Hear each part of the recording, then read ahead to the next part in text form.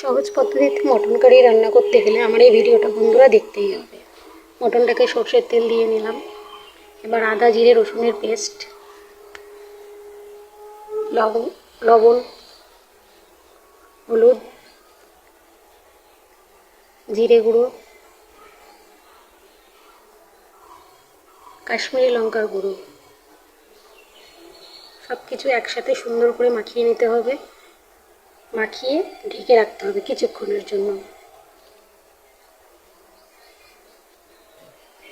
এইবার এটা ঢেকে রাখতে রাখতে সমস্ত কিছু কেটে নিয়েছি, টমেটো, রসুন, আলু, পেঁয়াজ। এবার ফোড়ন দেবো। কড়াইয়ে তেল গরম হয়ে গেছে। ফোড়নের জন্য আমি নিয়েছি শুকনো লঙ্কা, তেজপাতা, গোটা গরম মশলা। কেটে রাখা আলু হালকা ভেজে নেব, বেশি ভাজবো না আলুটা। এবার পেঁয়াজ কুচিটা দিয়ে দিতে হবে। দেখো পেঁয়াজ কুচিটা দিয়ে দিলাম। এবার এগুলো হালকা নাড়াচাড়া করে নেব।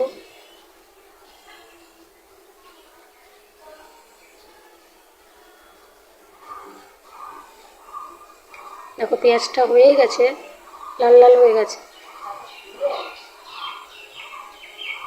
এর মধ্যে মাখিয়ে রাখা মটনটাকে এবার দিয়ে দেবো। এবার কষিয়ে নিতে হবে সুন্দর করে।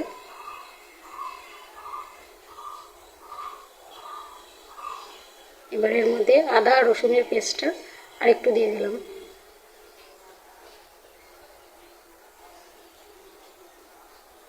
মাংসতে জল ছেড়ে গেছে, সুন্দর করে কষানো হয়ে গেছে। এবার টমেটোটা দিয়ে দিতে হবে।